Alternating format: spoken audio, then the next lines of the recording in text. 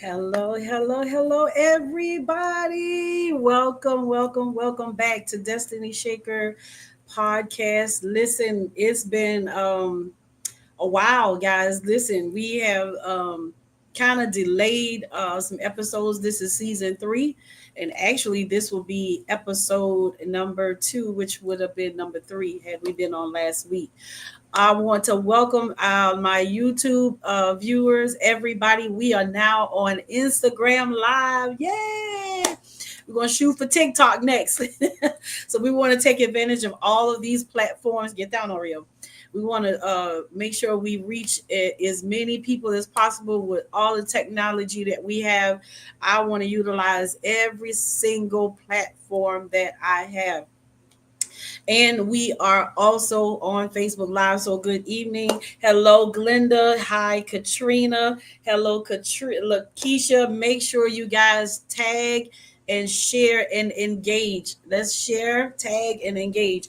If you have not followed me yet, you can follow me on YouTube at Destiny Shaker Podcast and on Instagram at Lady Carla Gaskins. And of course, you're already here on Facebook. And if you're watching from somewhere else, you can also follow me on Facebook under Carla Gaskins. And we are also on Spotify podcast as well under Destiny Shaker. Yes, under Destiny Shaker. My voice is a little kind of off tonight. I don't know why. It's all of a sudden it just seemed like I feel water. I don't know where it's coming from or why I feel like that, but I feel like I'm underwater. So yet still I am here. So we have two amazing guests on with us tonight. We have Colony Velez and Michelle Rouche, who are going to be sharing their hearts about some of the things that they're experiencing. If you know someone that have just sent their children off to college, they just last child left home, moved out on their own, or they went to go in the military after high school. We're going to be talking about the empty nest tonight. Yes, we're going to be talking about transition and transformation. We're going to be talking about transition and transformation. We're also going to be encouraging you from the perspective of a resilient spirit. And so when those ladies come on, we're going to have just a casual conversation and talk about what it is that they're experiencing right now. And we're going to share a little bit about the book Resilient. So for these upcoming weeks, we will have the authors from the upcoming Resilient 2 TWO. The first book, The Resilient, I don't have the book, but I have the award. Can you guys see it? Can you see it? Can you see it? Can you see it? Can you see it?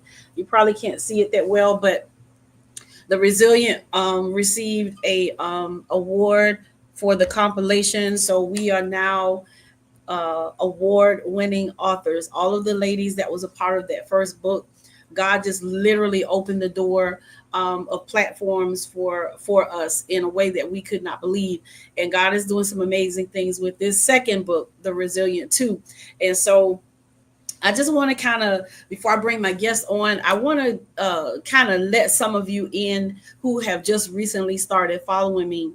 You all know me for prayer. You all know me for the prayer clinic and for ministry. I wear several hats, and a lot of those hats I really don't display on social media, but I'm finding myself a little bit more of engaging those hats into the social media platforms. So many of you do not know that I am more than an author. I'm a publisher.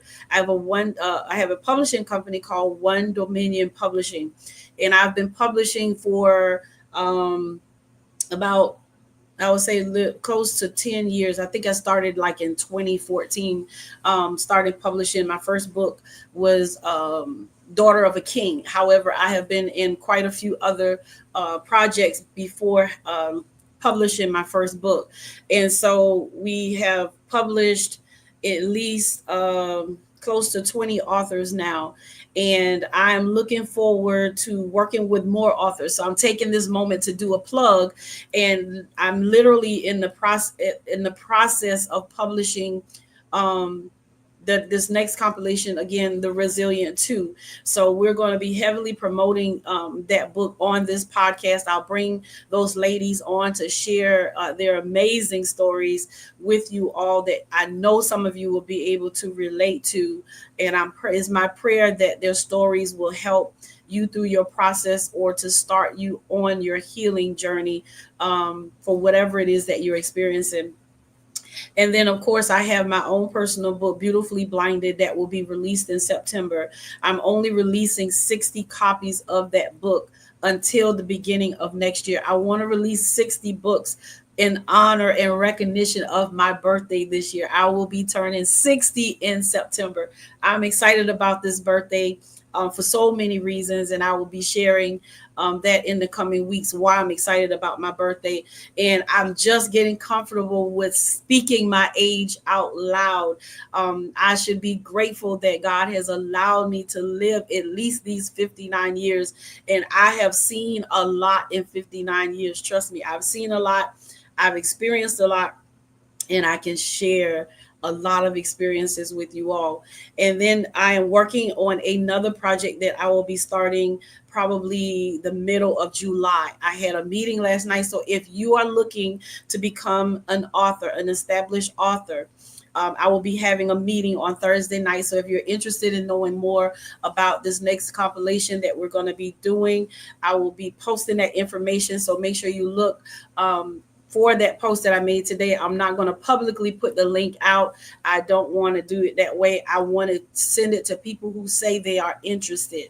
So anyway, we're going to take a break. I just wanted to do this little commercial break before we bring our first guest on tonight. Hang around with us. Make sure you grab you some water, some tea, popcorn, soda, whatever you got, snack on, whatever you want to do while you're sitting here. But I want to ask that you just really stick with us for this whole entire hour. Don't jump in and jump out because you may miss something. I may give away something tonight. And if you are not on the live, you're going to miss out. So let's stay focused on the show tonight. Okay. So Jerry, if you could take us to our commercial and we'll be back with our guest.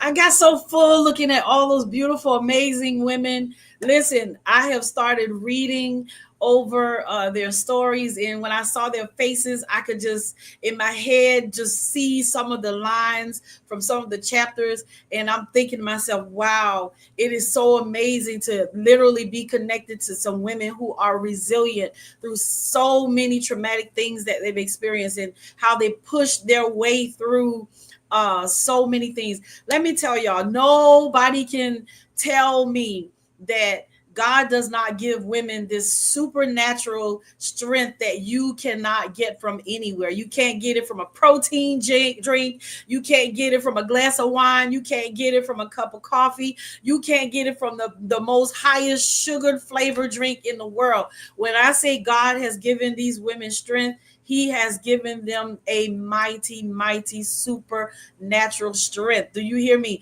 Oh my God. Listen, just looking at that, it did something. It just kind of provoked me, and this energy, a burst of energy, just came over me looking at their faces. So tonight we have with us our first guest. Jerry, if you could bring us none other than the wonderful, amazing, beautiful heart, beautiful spirited, anointed. I just can go on and on and on. Mrs. Colony Velez. Yes, she's going to be with us tonight, and we're going to be talking about the emptiness. Good evening, beautiful. Good evening. How are you tonight? I am doing awesome. I'm doing I see great. that Glad to be here. amazing. I see that amazing book behind you. I see that amazing award behind you. Hello, how Yes. does it feel to be award-winning author? Oh, it's awesome. It feels good. I never thought I would be able to have that title of an author, but when God puts something in you, it is easy to to release it when you know that it's going to be good for somebody else. So yeah, it's awesome. Feels good. Yeah. So go ahead. Listen, I could introduce you, but it's hard for me to introduce my guests without being personal. So I'm trying to stay professional so I Okay. don't get so personal. How about Mhm. you introduce yourself to the people? Let's let them know where you live, what you do, how many kids you have, are you married? Just Okay. let's just talk about Colony for right now. Okay. Yeah, I am Colony Velez. I live in Charlestown, West Virginia. So we're about an hour and a half outside the DC area. I have three children, 25. My daughter's Imani's 25. I have a 22-year-old Sierra and a 20-year-old Daniel. And I currently I work in like logistics and procurement and do some project management for a small IT company. And I also have a ministry, a nonprofit ministry that I started a few years ago called Purposeful Peace Ministry. And I'm married to my husband for be 26 years this year. Whoa, And that is yeah, amazing. so it is. So, but yeah, that's basically me. So wait a minute. You said you have three children that's already hit the 20 mark and over. Yeah, You've yes, been yes, married over 20 years. But to yes. me, you look like you're in your early 30s. So tell me, what fountain are you drinking out Oh, of? listen. Listen, that's part of that actually kind of is part of my whole testimony and going transitioning into empty or kind of my health, and focusing on me. So yeah, that's what I've been doing. Well, you look amazing. You look amazing. Thank And you just literally went through a transformation because when I saw you when we were in Washington for the awards, I was like, whoa, is this Colony?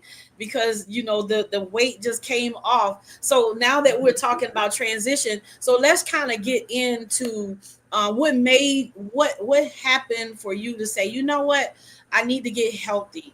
What Yeah. brought you to that transformation part of your life? Um, so basically, my son graduated in 22, and so he was the youngest. And when he left, I realized, it's interesting when you have empty I think happen different for different people, and some people kind of go through like a depression. It's hard. You've been raising these people, you've been nurturing, you've been like really like fostering good things, raising good members of society, and all of a sudden your kids go away to school and you're kind of just left here, and it feels almost like there wasn't a really good transition for it either. So for me, I didn't really have a depression, more or less of what am I doing now? Because I feel like you do. My kids were very active. We were so busy. We were every afternoon. We had something to do. We were traveling a lot. My daughter ran track. She ran a travel team, so we were gone all the time. And my other kids were involved in certain stuff. So I had a very busy life. And then when my son left, I first was like, oh, this is good. I had my oldest daughter when I was 19. So I was Mhm. very looking forward to have like me and my husband just have quiet time. Well, the time my son left, my husband was actually gone traveling for business. And so it was I came back to a house that was really, really, really quiet. Mhm. And like Mhm. I was like, oh. And at first it's like great. I was like, oh, good. I get to do this, do that. And I realized, oh, well, who am I? It was just too still. It was too quiet. I didn't enjoy it. Right. And then it transitioned into, becoming a with my oldest daughter. When she went away to college, she was a little bit more, she's more she's my real organized kid. I talked to her every single day. So I kind of felt like, I knew what was going on in her life. When my middle daughter left, I talk about it in our first book, The Resilient. She actually had a health issue. And Mhm. so when she left, it was a little bit more like I was very on edge on a lot of stuff with her. So I became obsessed with Live 360, which parents, when your kids leave, stay off of these apps that can track your kids because you become obsessed with where they are, where they're, what they're doing. And especially when you don't hear back from them, Mhm. you would, you text them, hey, how you doing? You don't hear from them. And you're like, are they like stuck on the side of the road? Are they not breathing? You Right. come up with Right. all these scenarios because, and then when they call you, feels like 10 hours later, they're like, what's up, mom? Like nothing happened. And I'm like, you do not know you were dead 5 minutes ago in my mind, so you have to I had to get to a point where I had to ask God to help relinquish that control. It really was a control thing, Right. where Right. we were used, as a mom, you kind of used to having that. And, Mhm.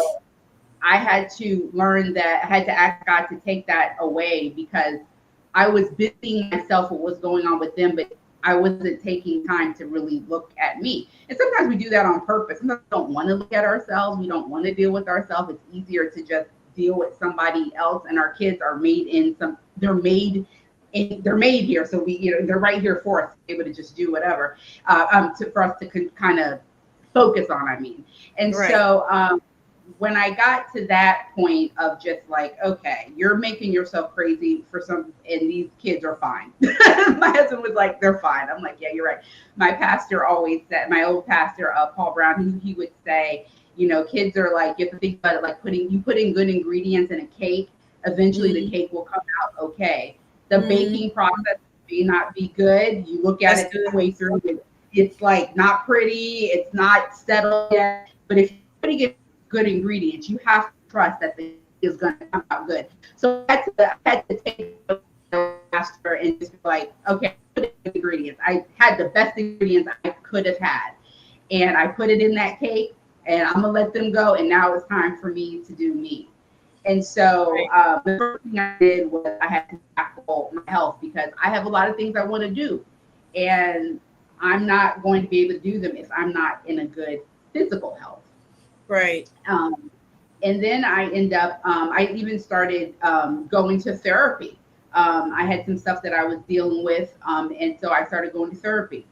Very good with, so I was looking at my physical health, and also my mental health, to help work through some things, because stuff that we carry or stuff that we are dealing with, we don't sometimes know how to transition into, to or let things go or transition into different things in our life or things like that. So I started doing therapy, and then I started just doing a lot of me days. I love the spa. I go get massages. I make time for me, and that was important. And then the other thing was transitioning into my marriage. Mhm. When you're married and you've been a mother or a father, a parent, you parent, now you're not your parents, but it's different. You're transitioning into a different marriage. You know what I mean? Mhm. And so, having doing things like date nights, doing things together that maybe you weren't doing before. That's kind of where we're at now, transitioning into just being he, my husband, and I at the house. So that's kind of where I am. So you listen. You said quite a few things I want to kind of go back to because I experienced the whole emptiness experience as well. And when Mm-hmm. I was going through the empty nest experience, I was going through it as a single mom. And Mm-hmm. so I did a lot of activities with Olivia. She did cheer, so I was at the games.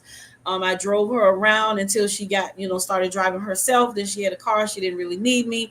So it was like I had those little moments that was leading me up to prepare myself to be an empty nester, but I didn't. And I did find myself in a place of depression, but I didn't know I was depressed after she Right. left because I stopped doing. I stopped living. Like I did not do anything. And I thought it was like, whoo, this is a woosah moment. Since I'm a single mom, I could just relax. I don't have to drive her Mm-hmm. around. And then when they go off to school, and you're right about that 360 thing, because I was obsessed with looking at the app all day. Even when nightfall come, I'm just like, where is she at? And she don't answer the phone. Like you said, you was dead 5 minutes ago. Why didn't you call me? They don't understand. But when they call you or they text you, it's like, hello, hello, hello. They want you to respond Right expeditiously. now. And Yep. so I get that. And so you have the empty nesters, because you said something. You said, it's like you have to learn a new way of living as a husband and a wife, because you had other people in the house. See, in my mind, I'm thinking when married people become empty nesters, their kids are gone. You got the house to run around naked if you want to. You don't have to close your Right. door anymore. You can just do whatever you want to. You can come and go as you please. But it's different. Right. It's the same. But it's the same transition of getting to know who you are outside of your children. And I don't think a lot of people um, realize that once your children become adults, you are now walking into a new type of parenthood, because you're no longer Mm-hmm. parenting minors, you are parenting adults. And in your mind, you're like, God, I hope they heard everything I said to them. I hope they learned from all the lessons I've been trying to teach them. And when something happens and it looks like they did not learn the lesson, your heart just be like this. It's just boom, boom, boom, boom. And so kind of share with those who are married what the transition looks like for you, because not just in the transformation or the transition of going from being a married couple to a couple that's empty nesters, but also how did your physical transformation, how did that register with your husband? Because yes, that's my little fur baby with that little How noise are she you? just so I know that that can be different too, because he's seen you one way as mom, and Mhm. then he see you in this physical as now you're a mom, but you're my wife, and oh girl, you look good to me right now. So how does that look for you? Because let's be honest, there's been a lot of transitions and transformations for you in this Mhm. process. So let's talk to our married couples of what that looks like, or what it's going to look like for them when that happens for them. Yeah. I think for us, one of the things that made things a little. I've talked to people who have struggled with transitioning when their kids leave, because you don't. Some people don't know their spouses. They forget who their spouses were as just individuals, and because when you're raising kids together, you have different. You may have the same morals and the same core, but how you raise kids are a little differently. So there's always a constant kind of a back and forth type thing. So when they're gone and you just looking at each other, you're like, oh, okay, this is interesting. I just have him. If you don't know, my husband and I were good friends too. And one of the things that we have always done is we always traveled by ourselves. We always used to do two vacations, one with our kids and one on off seasons with me and my husband. And we were blessed to be able to have my mom babysit while we were gone. So we know we do know how it is to move with each other without having kids. Um, but with them being adults, it's different because Right. it it's harder. It's actually, to me, this is the hardest part of parenting, because Mm-hmm, you're not mm-hmm. really, you are, but you're not, right? And then you have people who have that. able to do what they legally can do what they want to do, and it's harder because they're trying to figure out life, and we've got to give them the ability to make the mistakes and fail, and it's hard to watch. So that's one thing that my husband and I are adjusting to, because I say let them fail. My husband's like, well, we got to decide, or sometimes situations it's the other way. He's like, no, we can't do this. We got to let them just do this, and I'm like, no, but they can't. So we are still, and it's all in the background. They don't even know what's happening. They're living their life, and we're having this. But so as far as my transformation and thing, it was definitely, he saw some health issues that I started to have, and how I went years for the doctor trying to figure out certain things that were going on, and finally started going more of a holistic type route, and found, oh, this whole time this is what was going on with me. And so it's been nice. It's been good. We've been able to, like I said, we've been doing more things together that I probably wasn't going to be able to do or what didn't want to do. We traveled to Europe. We're going back to Europe again this fall. And my husband travels internationally for work. So he's gone a lot, and he goes overseas a lot. But he's like, I always want you to come with me, or, if we can go places, or if I go someplace, I want to bring you back. So we're starting to do that now. Mm-hmm. And I love to travel, period. I have a goal to get to all 50 states by the time I'm 50.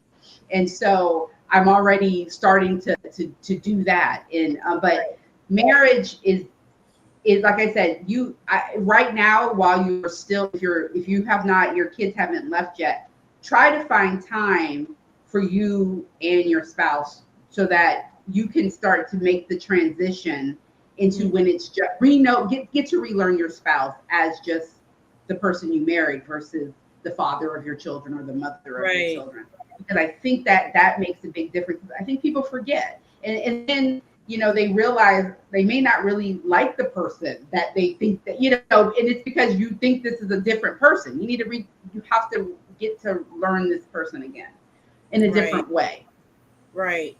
So we have a couple of more minutes with you, and then we'll bring you back on after our second guest. So it just in this moment, what is one of the most important points from your chapter in Resilient 2 that you would like to share with the audience at this moment?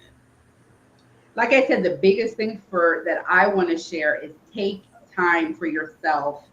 And God told me to turn around and look at myself and stop worrying about what's happening with these kids. And I had to get to a point of taking me time, and it feels selfish, but it's okay.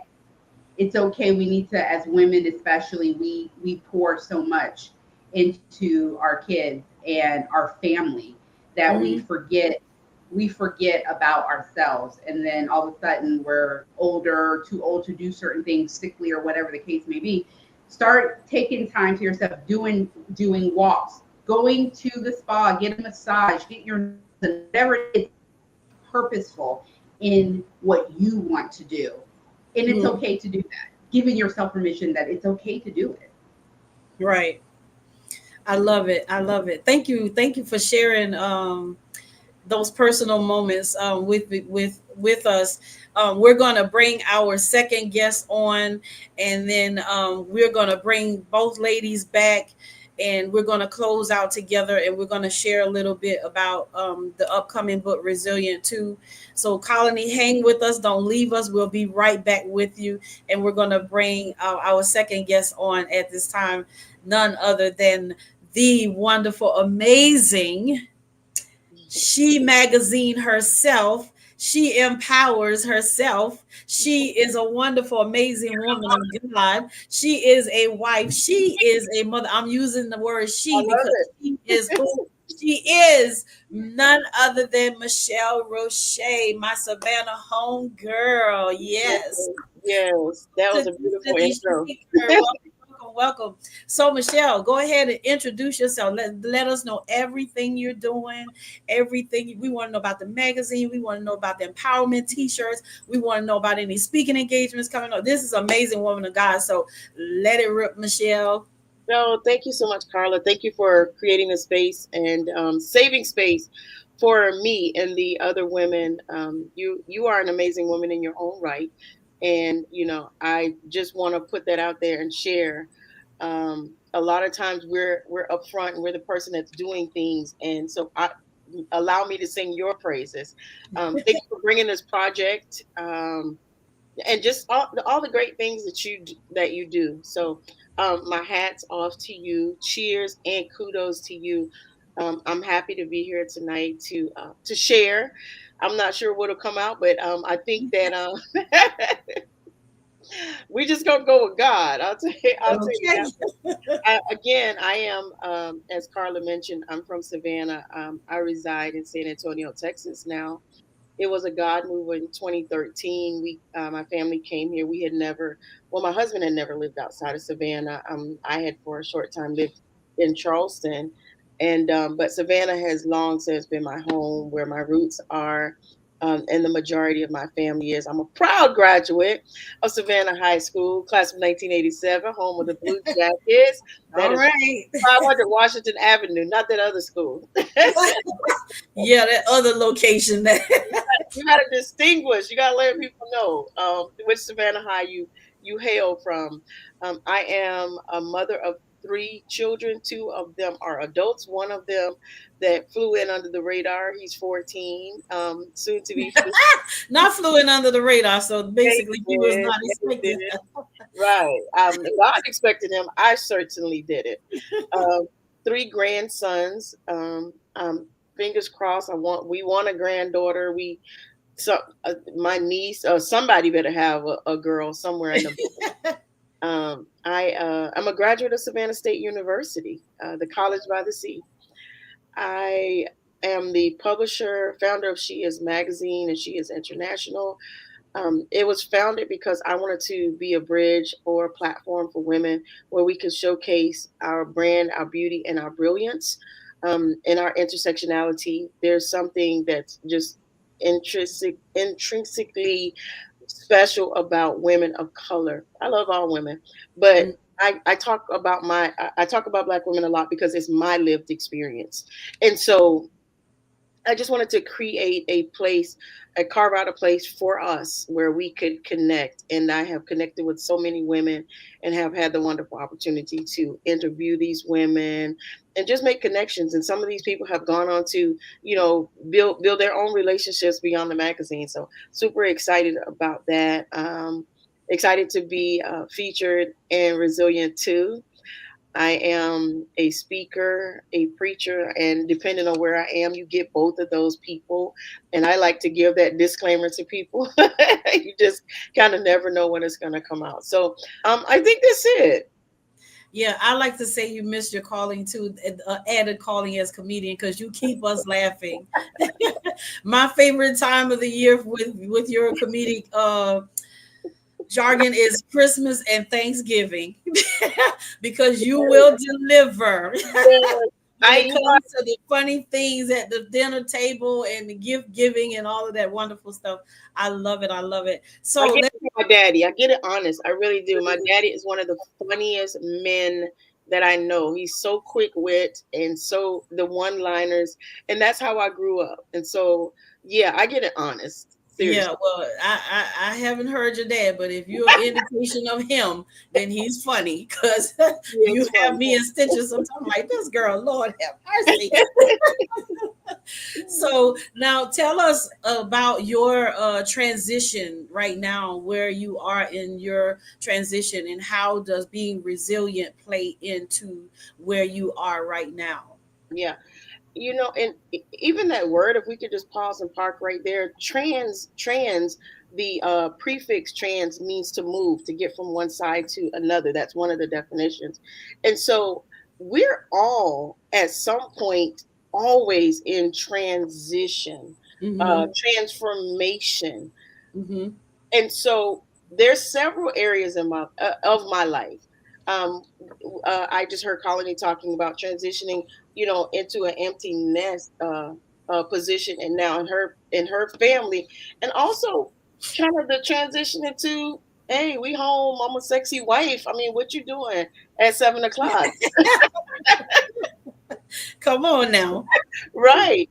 So there's always a place where we are transitioning. And so what I like to do, I like to take audits of my life. I don't know if other people do that. Uh, Mm-hmm. just to see. One of the things about a GPS is you have to tell the GPS where you are currently so that you can get to where you need to be. Right, right. So that's where I am now, unpacking where I am currently, spiritually, uh, emotionally, financially, as I navigate the transitions. I just turned 56. And so this is again, Y'all drinking good water. you too. Y'all drinking real good water. I cannot believe that you know what? I'm looking forward to turning 60, Carla. People don't like to tell their ages, but I'm looking forward to growing growing gracefully old, Yes. and Hmm. the wisdom and being able to just pass that along. Yes. Just walking in that wisdom. There's so much we can glean from women that are willing to share the information. I'll put it That that way. part. That Yeah, part. That that are part. willing to share the information. And one of the things that we're talking about transition, and one of the ways I personify transition, even in the book, if I can touch on that just a little bit, is the different rooms that we pass through. Mm-hmm. And so being Mm-hmm. being able to recognize what room you're in, which room you're entering, and which room you're exiting, or yeah, Mm-hmm. in which rooms you're exiting. And so the first room um, is the waiting room, Mm-hmm. Mm-hmm. and that That's is where you can get hope. You get hopeless in the waiting room. yeah, that's one of the I don't know when they're gonna call my name rooms. That is the I'm here because I have a situation, a problem, a ailment, a condition, something I've been dealing with, and I'm sitting here waiting so that I can go to the next room because I really need to talk to somebody who can tell me, who can articulate, find the language to tell me what it is that's happening with me. Yeah, I like that. Yes, that's so good. That's so Yes. good. So the waiting room, sometimes I like to tell people the waiting room can't be the wasted room. Girl, say that one more time. Say The- that one more. That's good. I didn't put that in the book. The waiting room can't be the wasted room. We're sitting there because we know we have a scheduled appointment. And we've all been to the doctor and they don't call us back when it's time. We've been to the beauty salon and you get there. My appointment is at 2. I don't get in the chair to 3:15. And so you get to dictate what you do with the time that you're waiting. Right. You could either sit there and scroll on your phone on social media, or you could read a book. You Or can you could do something to self improve. That's me. yes, My you waiting room has always been self improve while I'm waiting. That's what helped my waiting while I was working on myself while I was waiting. There are mm, some things you can do for yourself while you're waiting. You get hungry, you got a snack while you're in the waiting room. You're thirsty, you got to drink. You drink, take a sip while you. So it's not a total loss in the waiting room, but it's still a process, right? absolutely. It's definitely not a total loss in the waiting room. Again, like if I know I have an appointment, even going to get a pedicure, um, I take a book Mm-hmm. because even though I'm enjoying myself at that time, um, I don't want to feel like it's wasted time. That's a gentle balance right there. A lot of times when we're waiting, we feel like we're losing time, Mm-hmm. and Mm-hmm. it's hard. Even and again, I speak for because a woman of color. We feel like we always have to be doing something. Right. Waiting is wasted, Right. and it's not. It doesn't have to be.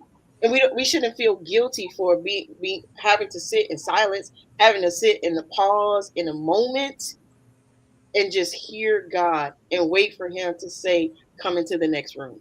Right. And I think a lot of it, maturity plays a lot in that as well, because I see, and I don't want to say younger generation because it's people my age that have a problem with waiting. They want to just try to manufacture and make things happen for themselves. And when you do that, you push yourself back because now you can't go to that next room because you haven't like you said, in the doctor's office, you haven't done all the paperwork. No. You haven't given them the history. Yes. There's some things you got to do before the doctor see you. So I love that analogy. So what where are you in these rooms that you're talking about right now? What season are you in, if you don't mind sharing right now, that you're talking about in the book?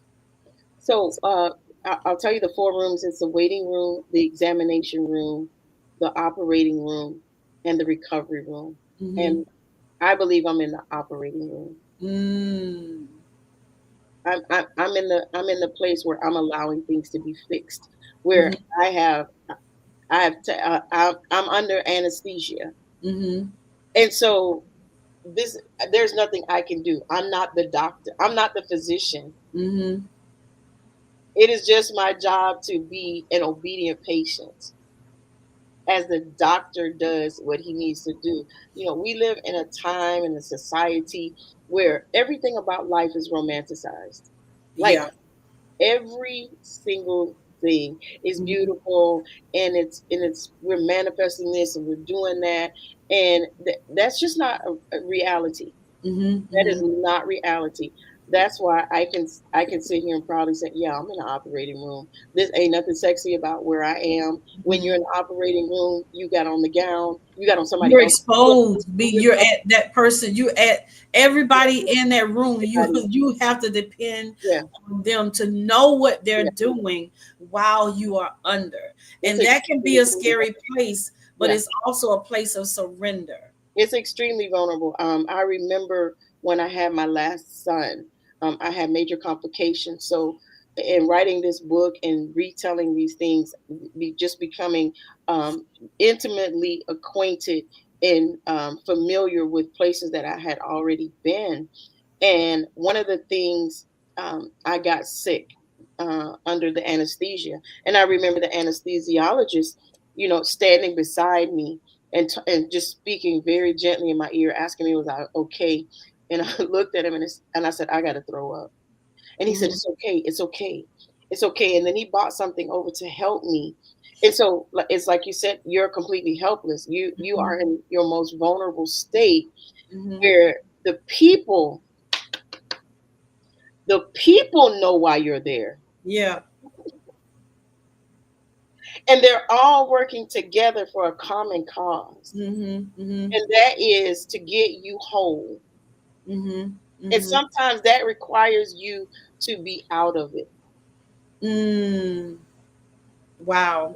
to be completely removed from it. The doctor doesn't need you asking, what you gonna do next? Why you got that? So This they is put you good. out. They This put is you good. out. You Yeah. are not required. You do not. You do not. You don't get to participate in this room. Mm. Your Mm. Mm. participation Mm. is not required in this room. And again, like I said, we make everything so romantic and so amazing about life in general. And I have to Mhm. tell people all the time, life, the gospel, salvation, sanctification, uh, all of these things, not it's bloody. It is. It It's is. bloody. And unless you're willing to acknowledge the bloody part, the bloody sacrifice of Jesus, you can't appreciate the crown of Jesus. Right. Right. I remember when I was being stripped of pride. Not Mm, the kind of puff up, think I'm better than anybody pride. That pride where you don't ask for help. That pride where you want to do it all alone. That pride that you'll cry in private and then you smile in public and you be the perfect little you, and everybody think that everything is great for your life. And I remember having a moment. I was just literally crying, just everything, snot, tears, all yeah, the real ugly down on the whole roll of tissue cry. yeah. I heard the Holy Spirit speak to me and say, you not being your authentic self is dangerous for the next person. Mm, And I was like, whoa. mm, And what that mean is when you are not allowing a certain part of you to be transparent, you're making somebody think that they can have a perfect life, or they can get depressed thinking that their life is all jacked up because they're comparing your quote unquote perfect self in front of them, and it pushes people into a place of depression. That's good. See that That's you really have good. a life that I'll never be able to attain. But we do this without explaining to people Yeah. our transformation, our transition, and our transparency. And when we can't be in those three things one at a time or all three at the same time, we are dangerous to somebody who need to know how to be encouraged. And that's one of the reasons my heart is so set on this second volume of The Resilient. Because when I read, I just got the transcript from Glenda last night, and I started reading. And some of the chapters I had already started reading, and I'm reading, and I know some of you personally, and I'm getting mad. I want to fight some people. Then I'm like, okay, I love how they came through this. They forgave the person. If they can do that, I can do it, because it's the stories are still, they're ministering to a part of me that is still coming through another room. I'm not Yeah. perfect, but I am at a place where I feel like I'm healed enough, and I have enough wholeness and enough uh what's the word I'm looking for, to be a little more authentic and Mhm. transparent. Like, you know what, if they can deal with that, Yeah. if they can be transparent with this information for all eyes to see, then I Yeah. can be a little more transparent as well. And Yeah. so I love your analogy of the rooms, but people think resilient means you got to be happy and excited and jovial all the time. Resilient means no matter how hard it is for you right now, Mhm. there is no option for you to give up. You're going to push your way through. I don't care how ugly you were 5-10 minutes ago. When you walk out the door, you done pulled yourself together enough to let the world know, I'm not going anywhere. I'm going to Right. live. I'm not going to Yeah. die. I am going to declare the work of the Lord. That is a resilient person. A resilient person is one who can be honest about how they feel. A resilient Mhm. person is one who say, you know what, I'm going to trust God no matter what it looks like. Listen, Yes. there has been more warfare individually on the authors of this book than it was the first time around. And I know it because this particular book has so many attachments to deliverance. Like, Mhm. I can listen, the stories, I wish we can just kind of give it all, but we don't want to give it all to everybody. Right. We just want to Right. give them enough to say, hey, I need to Yes. read this book. I need to check in and see what this is all about. I need to Mhm. find myself, literally. Men will find themselves in these stories as well, Mhm. because some of the stories include some of the things that men have done to them, or how men have been there to hold them up. So it's not always all bad with, with, Right.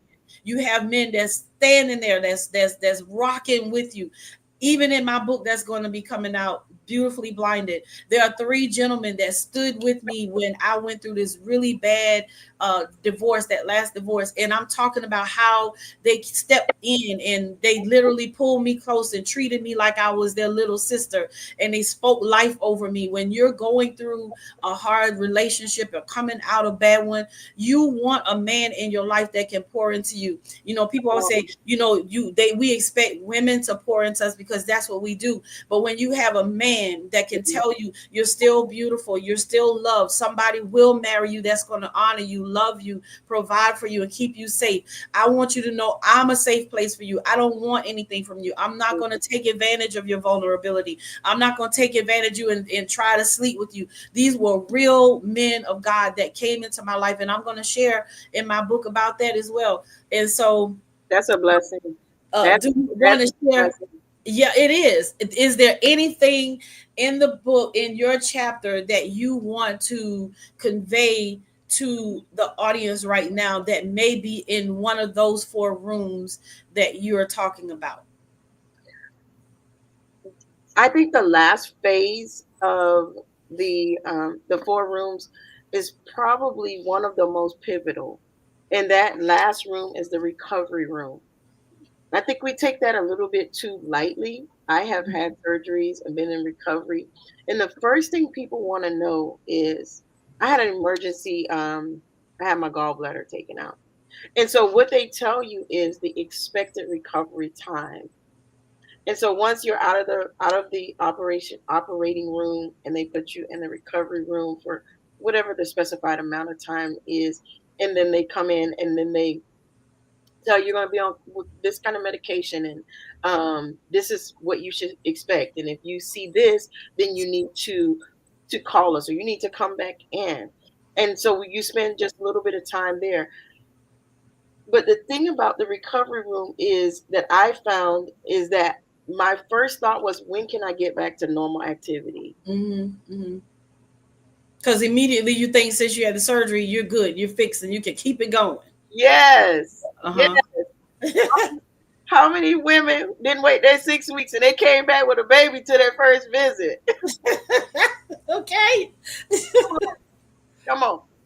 So don't take that room lightly. Don't take that period, that process lightly. The recovery is a time, is supposed to be a downtime when your body is healing. And I want to make this uh, spiritual. Recovery is a time when your soul is healing. We have so many people that jump out of one thing into the next thing, and their soul isn't healed. And it bleeds over to so many other areas in their life because they didn't take the recovery process serious. Right. What are we in a rush for? Thinking you're missing out on something. Yeah. And so my advice, my 2 cents would be, take full advantage of your recovery time. It's a time, again, it's a to do again, to cover again. Let God cover you again. That Let is God good. cover you again in that season. Be patient. Be patient not only with God, be patient with yourself. And this room, if you get that room right, you're good. Because the operating room, they've done what they were supposed to do. This is when you have full active participation. You are the person that's responsible for your recovery. Let me say that one more time. Yes, You please. are responsible for your recovery. You follow the instructions. You follow the instructions, and you patiently wait. There's no secret sauce there. You follow the instructions, the leading of the Holy Spirit, and allow Him to recover you. That's good. I'm gonna add this piece to it, and then we're gonna bring Colin Absolutely. back in. You know, when you're in recovery, and you said they give you this medicine, and when you take the medicine, they tell you when you should take it. Like every 3 hours, or twice a day, 3 times a day, 4 times a day.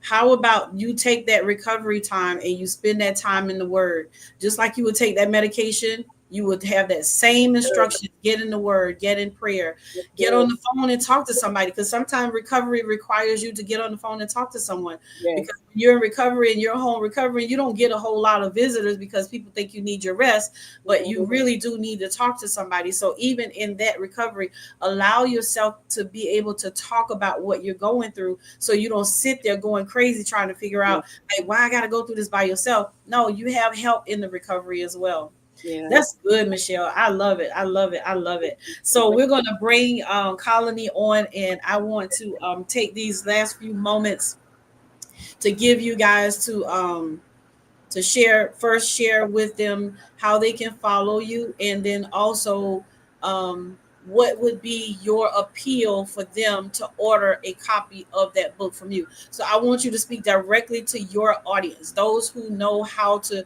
tell them how they can, order the book from you. Just go for it. So Colony, I'll let you go first, and then Michelle, you'll come in. You can to get the book, you can order it on my website, colonyvelez.com. You can also follow me on Instagram, Colony Velez, and Facebook as well. So please go get your copy. Especially for me, anybody who's going through any type of transition, I think this book would be good for. I know I'm speaking directly to empty nesters, but it's really for anybody who's transitioning into the next chapter, or even your next book. sometimes we need to actually close the book and start it, and there's a whole nother book, and so who it's for that person who's transitioning and hasn't really got to taken the time to learn themselves and find out who they are. So I encourage you to go to the website colonyvelez.com and order your book. All right, Michelle. Yes, I am Michelle Rouche on every platform, every last one. I made it easy. My website is michellerouche.com. I want to piggyback on what Colony said, and I love that the word transition, where that seems to be a common thread. That it this there's a, they have self help sections in every bookstore, online. But what I found, and I want to argue that there are things that we can do for ourselves, and then there are things we can't. Mm-hmm.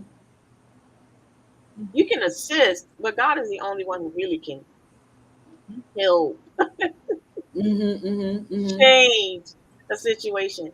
And I'd like to think this is a collective, uh, a collect a collection of testimonies, and the Bible tells us that we're overcome by the words of our testimony and the blood of the Lamb. And so, as we tell our courageous, resilient stories, people, their situations are able to change by what we say and what we have made a vulnerable space for to share. So, Mm-hmm. you can find me on all platforms and at michellerouche.com. Wow. So I'm listen, this was good. I wish we had a little more time to dive into each of the subjects, but it will end up spilling over in the book, and that's not what we want to do. So now one last thing, because we got 1 minute, so we're gonna make it real quick. Mhm. Um, so speak to anyone who's thinking about writing a book. Like, what is your experience with One Dominion Publishing, that you can share? Your personal experience with One Dominion Publishing that you can share with anybody that wants to write a book. Well, for me, this is my second book with One Dominion Publishing, and I will first say you can do it. You can write. You can write. Um, uh, Minister Carla is a very good coach in general, but she's a good coach in that if you get stuck, she's always there. She's not going to leave you hanging. And so my experience has been good and very with one. I've heard bad things about different publishing companies and different things like that. But I would say that Carla is always upfront and she tells you what it is and where we are in the process. She's orderly and things like that. So that my experience has been for somebody who's not a writer, who has no experience in writing or anything like that. I've had a very good experience. And like I said, you can do it. Even if you don't think you can, you really can. And we'll teach you how to make money from your book. That's right. That's right. Then there's that. Then there she's gonna teach you how to make the money. Michelle. I piggyback on everything she said, and I think the thing most I want people to know is that the structure that Carla has, the structure, not just the structure, but the encouragement that comes along with that. So if you're even considering, if you have some thoughts, um, get in touch with her. Her team. Can I just say that she has an entire team, like a whole camp, a whole posse squad. I mean, everybody is a one-stop shop, and so I love the fact that you've made it accessible. I don't want to say easy because it's not. It's not easy. It's accessible. You have made it accessible. If you want to do it, you can. Mhm. Yeah, thank you for that. I just Mhm. believe creating a platform to give people a voice, not just women, but men as well. And I believe in doing things in the spirit of excellence. Mhm. I believe in making sure that you are successful as well as me being successful. If I see it's going to not work well for us, then we're going to revisit and say, hey, let's back up and let's try this thing again to make sure you put out something that's going to represent you well. I just want to say thank you, ladies, so much for taking this hour away from your husbands and your 14-year-old, because see, it's just me and the fur baby in the house, so I ain't taking no time from nobody. But I'm grateful for you being on here. Guys, make sure you click on their names.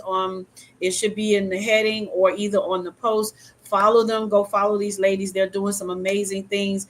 Again, Colony has an amazing nonprofit organization, and she failed to mention that she can help you get set up as a nonprofit. Awesome. See, I stay on them all the time because I'm like, don't leave out what you do. You have Awesome. you have all the tools that you need to help another person. And then Michelle publishes her magazine. She is magazine, amazing magazine, done in such a spirit of excellence, and it looks like it literally should be on the bookshelves for Barnes and Noble. I don't know why it's not in there, but It's coming. okay, we got to make sure we get it in there. So we got to Yes. talk. We got to talk to the power that be that give you favor with the Amen. systems of the media world to get your magazine inside Yes. Barnes and Noble, because that's how we roll. We push. Yeah, we push for the biggest and the highest I love it. platforms we could get on. So thank you, I love ladies, so much. And my producer, who is also in the book, thank you, Jerry, because listen, Jerry is very patient. We are 3 minutes over our time, so we're going to let you all go. And my final remarks to you all is, I'm an intercessor. I always tell people, your destiny has an appointment, but it's your prayer that's going to keep it on schedule. So thank you all so much for joining with us on Destiny Shaker. Remember, go follow me on Instagram at Lady Carla Gaskins, Facebook Carla Gaskins. Go to YouTube Destiny Shaker, and also on Spotify podcast. You will find all of our episodes on the Destiny Shaker podcast. Thank you all so much, and have a wonderful evening. Thank you all for streaming in. Carolyn, Katrina, Robin, Felicia. My mom is on YouTube. Those of you who are over on Instagram. And thank you all so much. Have a wonderful evening. Good night, Good everybody. night, ladies. Thank Good you. night. Good night. Thank you.